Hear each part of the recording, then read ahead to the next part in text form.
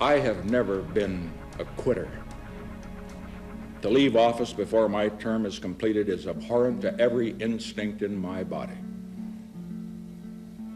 But as president, I must put the interests of America first. The Watergate scandal, which unfolded between 1972 and 1974, stands out as a major political crisis during President Richard Nixon's tenure. It ultimately led to Nixon resigning from office. The scandal began with the administration's attempts to cover up its involvement in the break-in at the Democratic National Committee headquarters on June 17, 1972, located in the Watergate Office Building in Washington. The Democratic National Committee organizes the Democratic National Convention held every 4 years to nominate a candidate for President and Vice President of the United States and to formulate the party platform. While it provides support for party candidates, it does not have direct authority over elected officials. Richard Milhous Nixon was born on January 9, 1913, and was the 37th President of the United States, serving from 1969 to 1974. A member of the Republican Party, he previously served as a representative and senator from California, and as the 36th Vice President from 1953 to 1961 under President Dwight D. Eisenhower. His presidency saw the reduction of U.S. involvement in the Vietnam War, détente with the Soviet Union and China, the Apollo 11 moon landing, and the establishment of the Environmental Protection Agency and Occupational Safety and Health Administration. Nixon's second term ended early when he became the only U.S. president to resign from office as a result of the Watergate scandal that we are about to get into. Following the apprehension of the 5 individuals involved in the break-in, both the media and the Department of Justice linked the seized cash to the Committee for the Re-election of the President. Subsequent investigations, coupled with revelations during the burglars' trials, prompted the U.S. House of Representatives to empower the U.S. House Judiciary Committee with additional investigative authority. Concurrently, the Senate established the U.S. Senate Watergate Committee, which conducted hearings. Testimonies revealed Nixon's approval of cover-up plans and the existence of a voice-activated taping system in the Oval Office. Despite resistance from Nixon's administration during the investigation, the Senate Watergate hearings, broadcast nationwide by PBS, captured public attention. Throughout 1973, various revelations and Nixon's attempts to obstruct the investigation spurred the House to initiate impeachment proceedings. The U.S. Supreme Court's ruling in United States v. Nixon mandated the surrender of Oval Office tapes, exposing Nixon's complicity in the cover-up and his efforts to divert attention from the investigation. The House Judiciary Committee endorsed 3 articles of impeachment against Nixon. With his culpability unveiled, Nixon's political support disintegrated, ensuring his impending impeachment and conviction. He resigned from office on August 9, 1974, becoming the sole U.S. president to do so. Gerald Ford, his successor, pardoned him on September 8, 1974. The Watergate scandal resulted in the indictment of 69 individuals, with 48, many of whom were high-ranking Nixon administration officials, convicted. The term Watergate evolved into a metonym encompassing various clandestine and often illicit activities conducted by Nixon administration members, such as office bugging, investigations of political adversaries, and misuse of government agencies for political ends. The suffix "gate" has since become synonymous with public scandals, particularly in politics. On January 27, 1972, G. Gordon Liddy, the finance counsel for the Committee for the Re-election of the President, CRP, and a former aide to John Ehrlichman, presented an extensive campaign intelligence plan to CRP's acting chairman, Jeb Stewart Magruder, Attorney General John Mitchell, and Presidential Counsel John Dean. This plan outlined numerous illegal activities targeting the Democratic Party. According to Dean, this event marked the opening scene of the worst political scandal of the 20th century and the beginning of the end of the Nixon presidency. Although Mitchell initially viewed the plan as unrealistic, 2 months later, he approved a scaled-down version, which included breaking into the Democratic National Committee's headquarters at the Watergate complex in Washington. The objective was to photograph campaign documents and install listening devices and telephones. Former FBI agent Alfred C. Baldwin III was elected in May to carry out the wiretapping and monitor telephone conversations. Baldwin was chosen from a registry published by the FBI's Society of Former Special Agents to work for the committee to re-elect President Nixon. Initially serving as a bodyguard to Martha Mitchell, John Mitchell's wife, Baldwin accompanied her to Chicago before being replaced by another security personnel. On May 11th, McCord arranged for Baldwin, who was known to him, to stay at Howard Johnson's motel across the street from the Watergate complex. Room 419 was booked in the name of McCord's company. At the direction of Lydian Hunt, McCord and his team of burglars began preparing for their initial break-in at the Watergate on May 28th. It was reported that 2 phones within the offices of the DNC headquarters were wiretapped. One of these phones belonged to Robert Spencer Oliver, who served as the executive director of the Association of State Democratic Chairmen at the time. The other phone belonged to DNC Chairman Larry O'Brien. While the FBI found no evidence of bugging on O'Brien's phone, it was confirmed that an effective listening device had been installed on Oliver's phone. However, the committee agents discovered that the installed listening devices required repairs shortly after their installation, prompting them to plan a second burglary to address the issue. In the early hours of Saturday, June 17, 1972, Frank Wills, a security guard at the Watergate complex, noticed tape covering the latches on some doors leading from the underground parking garage to various offices. He removed the tape initially, but upon finding it replaced shortly after, he contacted the police. 3 plainclothes officers, Sergeant Paul W. Leeper, Officer John B. Barrett, and Officer Carl M. Schaffler, responded to the call. Alfred Baldwin, assigned as a spotter at the nearby Howard Johnson's hotel, failed to observe the arrival of the police car or the subsequent investigation by the officers at the DNC's offices due to distraction from watching a movie on TV. The police apprehended 5 individuals, later identified as Virgilio Gonzalez, Bernard Barker, James McCord, Eugenio Martinez, and Frank Sturgis, charging them with attempted burglary and attempted interception of communications. A substantial amount of cash, lockpicks, door jimmies, and other suspicious items were found in their possession. G. Gordon Liddy informed Jeb Magruder that the arrested individuals were Cuban freedom fighters recruited by Howard Hunt. Nixon's organization and the White House immediately began efforts to cover up the crime and any potential evidence that could implicate the president and affect his re-election. On September 15, 1972, a grand jury indicted the 5 office burglars, along with Hunt and Liddy, on charges of conspiracy, burglary, and violation of federal wiretapping laws. Shortly after the apprehension of the burglars, the FBI discovered E. Howard Hunt's name in the address books of Barker and Martinez.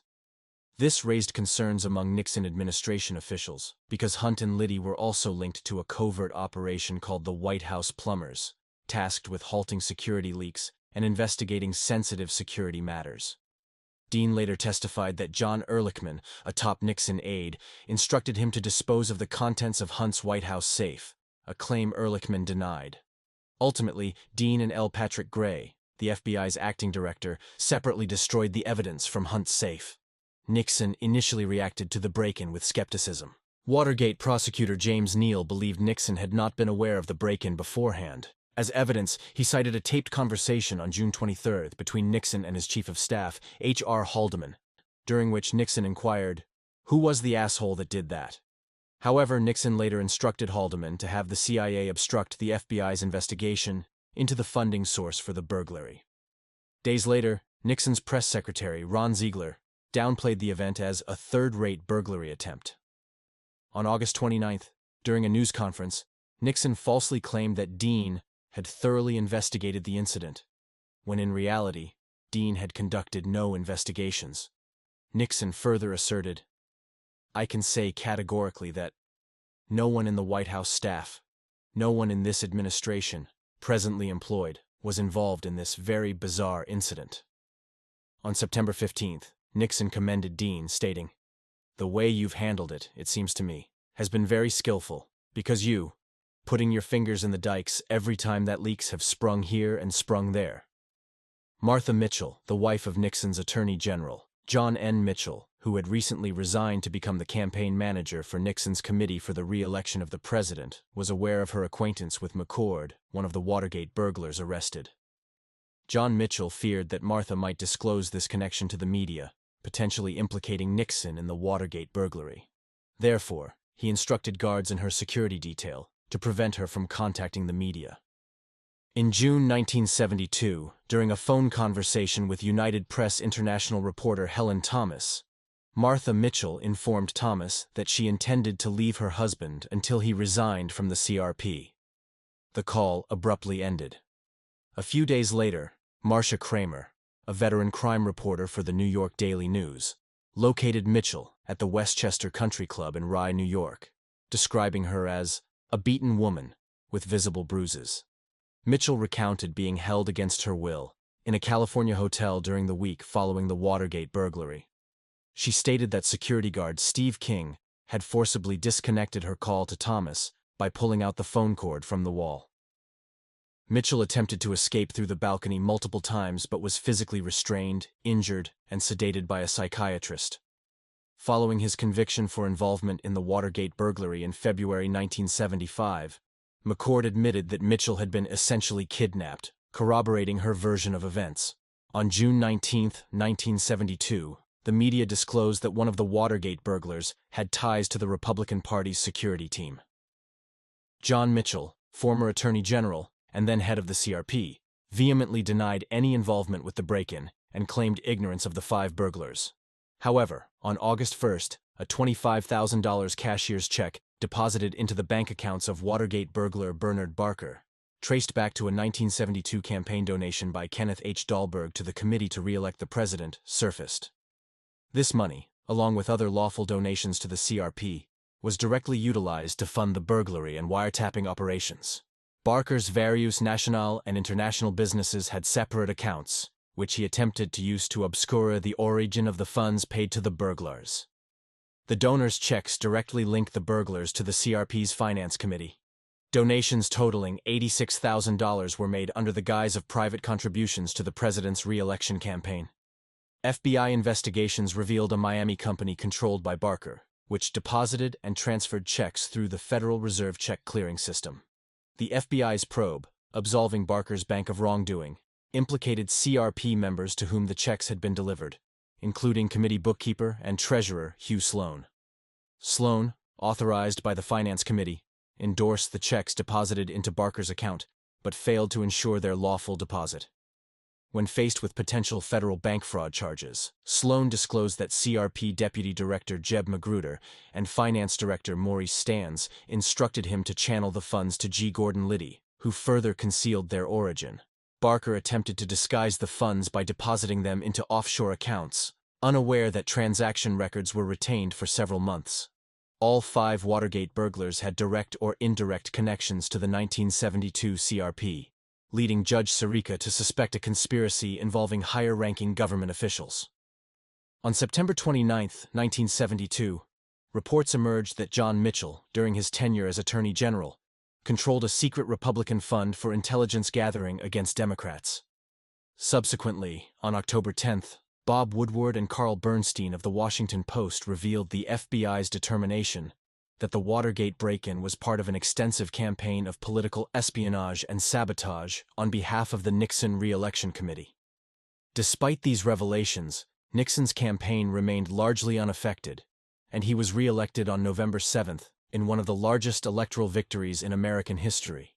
Instead of culminating with the conviction and imprisonment of the 5 Watergate burglars on January 30, 1973, the investigation into the break-in and the involvement of the Nixon administration expanded further.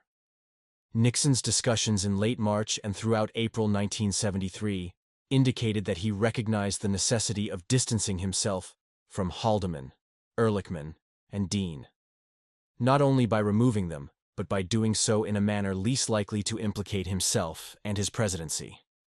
Nixon orchestrated a new scheme, a cover-up of the cover-up, which took shape in late March 1973 and was fully realized by May and June 1973. On March 23, 1973, Judge Sirica presented the court with a letter from Watergate burglar James McCord, alleging perjury in the Watergate trial and pressure on defendants to remain silent.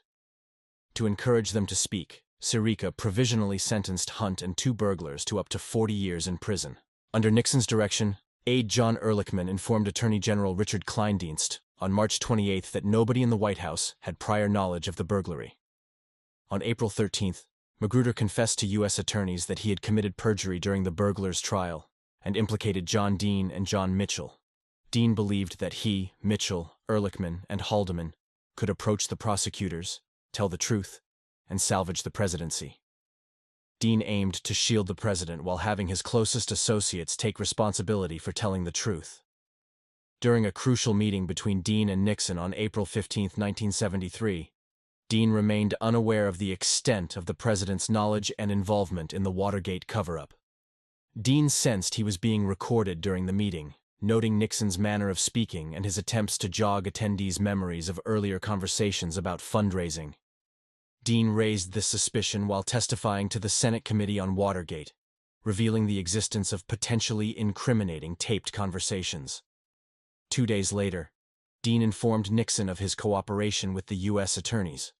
On the same day, the U.S. attorneys informed Nixon of the implication of Haldeman, Ehrlichman, Dean, and other White House officials in the cover-up. On April 30th, Nixon requested the resignations of Haldeman and Ehrlichman, two of his closest aides who were later indicted, convicted, and ultimately imprisoned. He also requested the resignation of Attorney General Kleindienst to prevent any perception of conflict due to his association with Haldeman and Ehrlichman. Additionally, Nixon fired White House counsel John Dean, who subsequently testified before the Senate Watergate Committee, expressing his belief that the Oval Office conversations were being recorded. This revelation became a significant factor leading to Nixon's resignation, rather than facing impeachment. Announcing the resignations in a televised address to the nation, Nixon stated, "Today, in one of the most challenging decisions of my presidency, I accepted the resignations of two of my closest associates in the White House, Bob Haldeman, John Ehrlichman, two of the finest public servants it has been my privilege to know." Because Attorney General Kleindienst, despite being a distinguished public servant and my personal friend for 20 years, had no personal involvement in this matter, he and I both felt it was necessary to appoint a new Attorney General. The counsel to the President, John Dean, has also resigned. On the same day, April 30th, Nixon appointed Elliot Richardson as the new Attorney General, granting him the authority to appoint a special counsel for the Watergate investigation, independent of the regular Justice Department hierarchy.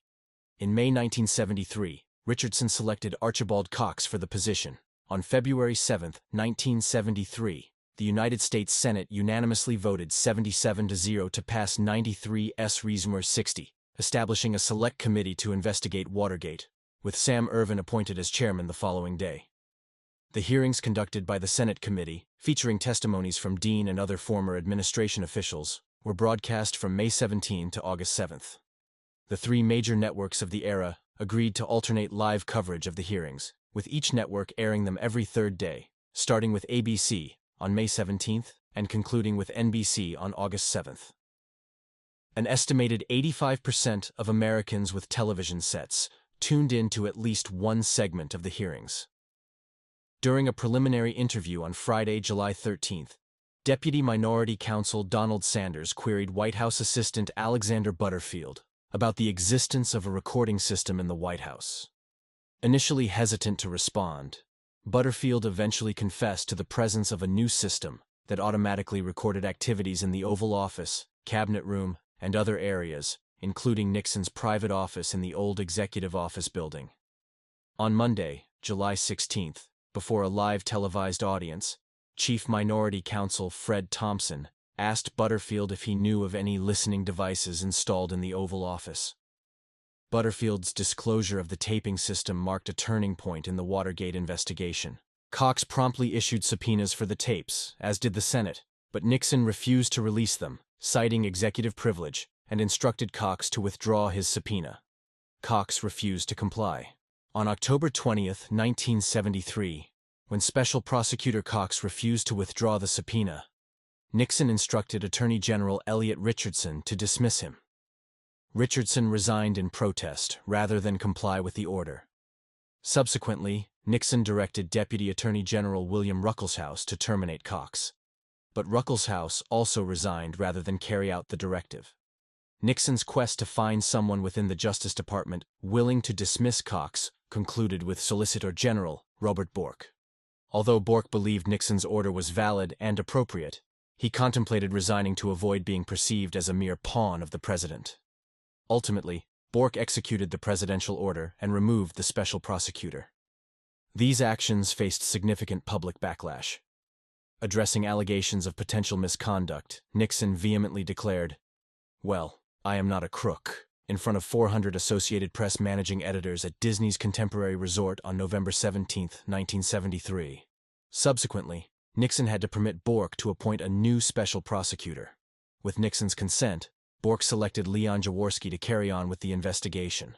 On March 1, 1974, a grand jury in Washington, D.C., issued indictments against several former aides of Nixon, famously dubbed the Watergate Seven. Among them were H.R. Haldeman, John Ehrlichman, John N. Mitchell, Charles Colson, Gordon C. Strachan, Robert Mardian, and Kenneth Parkinson, charged with conspiring to obstruct the Watergate investigation. The grand jury discreetly identified Nixon as an unindicted co-conspirator. The special prosecutor dissuaded them from indicting Nixon, contending that a sitting president could only be indicted after leaving office. Prior to this, John Dean, Jeb Stuart Magruder, and other individuals had already pleaded guilty. On April 5, 1974, Dwight Chapin, Nixon's former appointments secretary, was found guilty of perjury before the grand jury. Shortly thereafter, the same grand jury indicted Ed Reinecke, the Republican lieutenant governor of California, on 3 counts of perjury before the Senate committee. The Nixon administration grappled with the decision of what materials to make public. While all parties agreed that all relevant information should be disclosed, there was disagreement on whether to release unedited profanity and vulgarity. Nixon's legal team advocated for the release of the tapes in their unedited form, whereas Press Secretary Ron Ziegler preferred an edited version where expletive deleted would replace the raw content. After weeks of deliberation, they opted to release an edited version.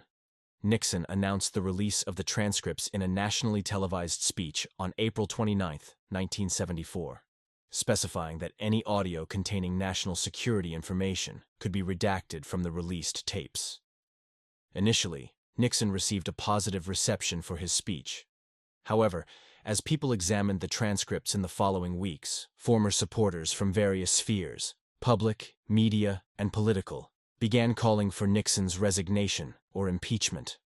Vice President Gerald Ford remarked, "While it may be easy to delete characterization from the printed page, we cannot delete characterization from people's minds with a wave of the hand." Senate Republican leader Hugh Scott described the transcripts as revealing a deplorable, disgusting, shabby, and immoral performance by the president and his aides. Similarly, House Republican leader John Jacob Rhodes concurred with Scott, suggesting that if Nixon's standing continued to erode, he should consider resignation as a viable option. Even publications that had previously supported Nixon expressed severe criticism. The Chicago Tribune's editors characterized Nixon as humorless, devious, vacillating, profane, and minimally loyal. The Providence Journal described reading the transcripts as an unpleasant experience, highlighting Nixon's contempt for the United States, its institutions, and its people. Time magazine reported that Republican Party leaders in the western U.S. felt that while there were still Nixon loyalists within the party, the majority believed Nixon should step down promptly. They were troubled by the crude language and vindictive tone evident in the transcripts. The issue of access to the tapes was brought before the United States Supreme Court. On July 24, 1974, in the case of United States versus Nixon, the court ruled unanimously that claims of executive privilege over the tapes were invalid. Then Justice William Rehnquist, who had been appointed to the court by Nixon and previously served in the Nixon Justice Department as Assistant Attorney General of the Office of Legal Counsel, recused himself from the case. The court directed the president to release the tapes to the special prosecutor. Nixon complied with the order on July 30, 1974, and released the subpoenaed tapes to the public. The tapes unveiled several pivotal conversations that occurred between the president and his counsel, John Dean, on March 21, 1973. During this discussion, Dean outlined various aspects of the Watergate affair, emphasizing the subsequent cover-up as a cancer on the presidency. He revealed that the burglary team was being paid hush money for their silence, implicating key figures such as Bob Haldeman, John Ehrlichman, Mitchell, and himself in obstruction of justice. Dean further disclosed that Howard Hunt was extorting money from the White House, demanding immediate payment. Nixon responded by acknowledging the need to address Hunt's financial situation promptly, emphasizing the importance of keeping the situation under control to preserve options. During the initial congressional proceedings, it remained uncertain whether Nixon had prior knowledge and approval of the payments to the Watergate defendants before this conversation. However, Nixon's dialogue with Haldeman on August 1st provided evidence that he did. Nixon asserted that the payments had to be made, indicating his awareness and endorsement of the scheme. As the congressional debate on impeachment ensued, some argued that impeachment necessitated a criminally indictable offense. Nixon's agreement to facilitate the blackmail payments was viewed as a deliberate action to obstruct justice. On December 7th, investigators discovered that an over 18-minute segment of one recorded tape had been erased. Nixon's personal secretary, Rose Mary Woods, claimed responsibility, stating that she inadvertently erased the tape while answering the phone. However, scrutiny of the setup suggested it was unlikely for Woods to have operated the tape player while answering the phone. Subsequent forensic analysis in 2003 revealed that the erasure occurred in multiple segments, raising doubts about the accidental nature of the deletion. Nixon's position was steadily deteriorating. The House of Representatives passed H.Res. 803 on February 6, 1974, granting the Judiciary Committee the power to investigate the president for impeachment.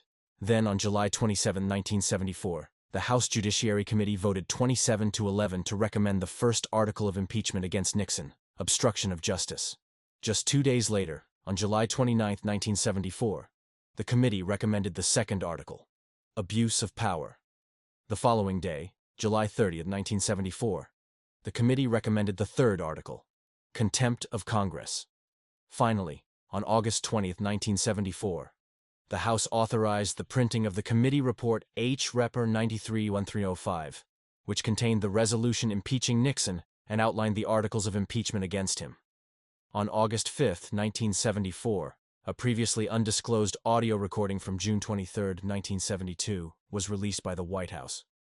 This recording captured a conversation between Nixon and Haldeman in the Oval Office shortly after the Watergate break-in, outlining their efforts to obstruct the FBI's investigation to protect themselves from exposure in the scandal. Haldeman raised concerns about the FBI's investigation, leading into sensitive areas beyond their control, prompting Nixon to approve a plan to use the CIA to impede the FBI's progress. Nixon instructed Haldeman to have the CIA tell the FBI to halt its investigation, asserting, "Stay the hell out of this." Despite objections from the FBI, Nixon insisted on pressing forward with their investigation.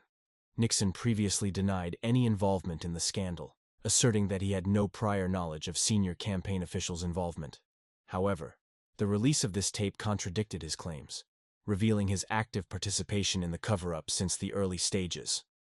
This revelation prompted Nixon's own lawyers to acknowledge that he had deceived the nation, his aides, and even his legal team for over 2 years. The tape, described by some as a smoking gun, provided undeniable evidence of Nixon's complicity in the cover-up. We have a cancer within, close to the presidency, that's growing. There's a problem with the continued blackmail. It'll cost money.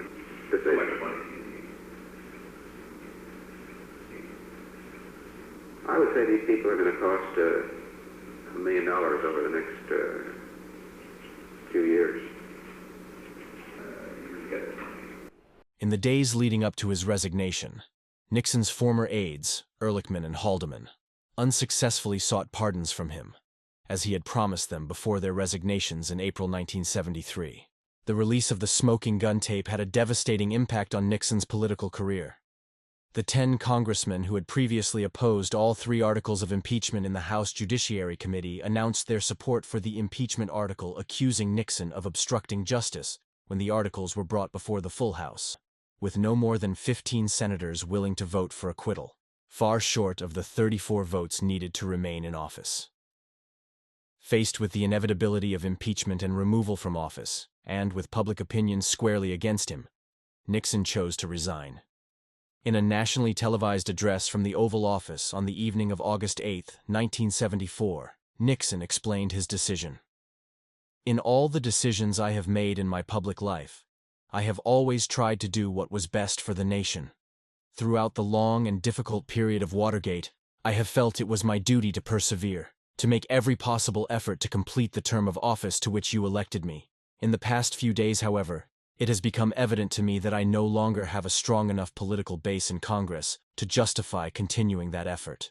I would have preferred to carry through to the finish, whatever the personal agony it would have involved, and my family unanimously urged me to do so.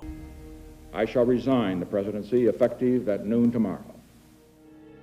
But the interest of the nation must always come before any personal considerations. Therefore, I shall resign the presidency effective at noon tomorrow. Vice President Ford will be sworn in as president at that hour in this office. On the morning that his resignation took effect, Nixon bid farewell to the White House staff in the East Room before departing via helicopter to Andrews Air Force Base in Maryland. From there, he and his family were flown to his home, La Casa Pacifica, in San Clemente, California. Following Nixon's resignation, Congress halted its impeachment proceedings, but the possibility of criminal prosecution at the federal level remained open. Nixon's successor, Vice President Gerald Ford, assumed the presidency and on September 8, 1974, issued a full and unconditional pardon to Nixon, shielding him from prosecution for any crimes he may have committed while in office. In a televised address to the nation, Ford justified the pardon as being in the best interest of the country, acknowledging the ongoing American tragedy involving the Nixon family and expressing his belief that someone needed to put an end to it. Despite the pardon, Nixon maintained his innocence until he died in 1994. In his official response to the pardon, he admitted to his failures in handling the Watergate scandal, particularly during the judicial proceedings when it evolved into a national tragedy. Critics have suggested that Ford's decision to pardon Nixon contributed to his defeat in the 1976 presidential election. Allegations of a secret agreement between Ford and Nixon, where a pardon was promised in exchange for resignation, prompted Ford to testify before the House Judiciary Committee on October 17, 1974. In his autobiography, A Time to Heal, Ford recounted a meeting with Nixon's chief of staff, Alexander Haig, who outlined Nixon's limited options. Haig mentioned that some of Nixon's advisors proposed that Nixon could resign in exchange for a pardon from Ford. However, Haig made it clear that he was not endorsing any particular course of action and sought Ford's assessment of the situation. Ford declined to make any recommendations, deeming it inappropriate, and instead focused on his overall assessment of the situation.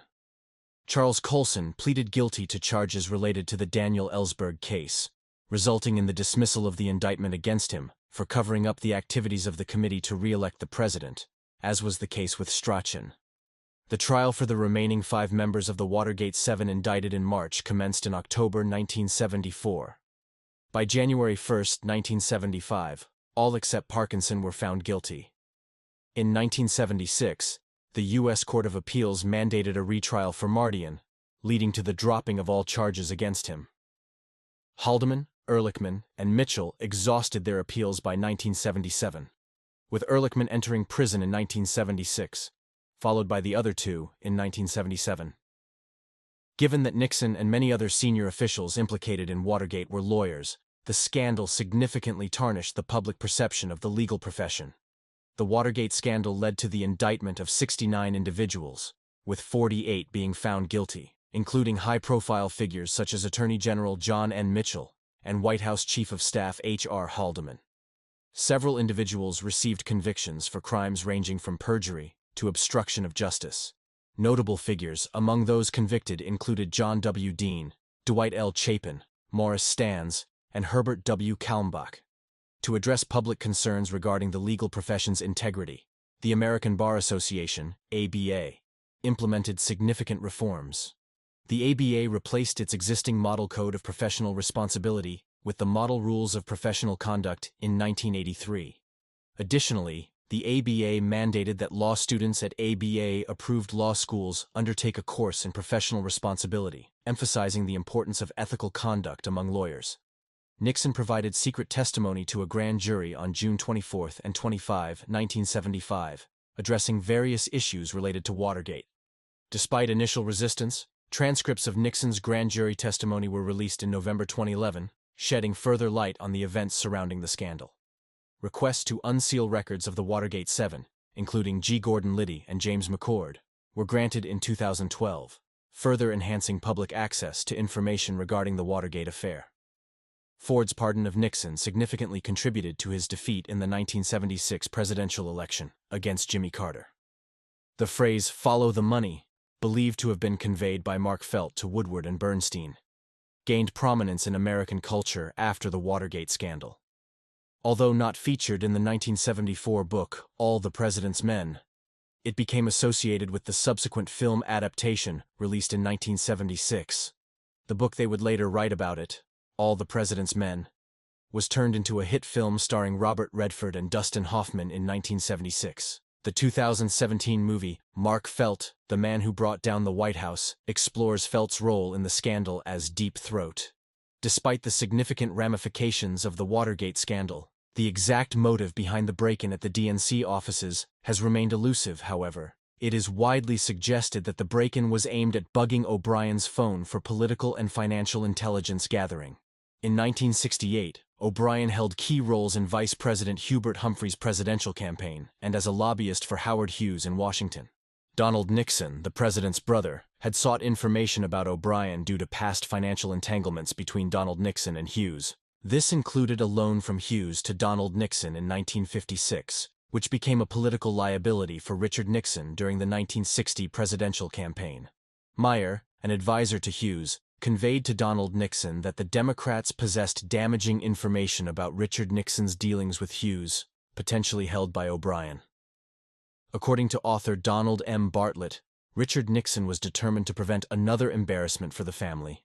Hughes, who had made substantial contributions to both Democrats and Republicans, was concerned about O'Brien uncovering his illegal contributions to Nixon's campaign.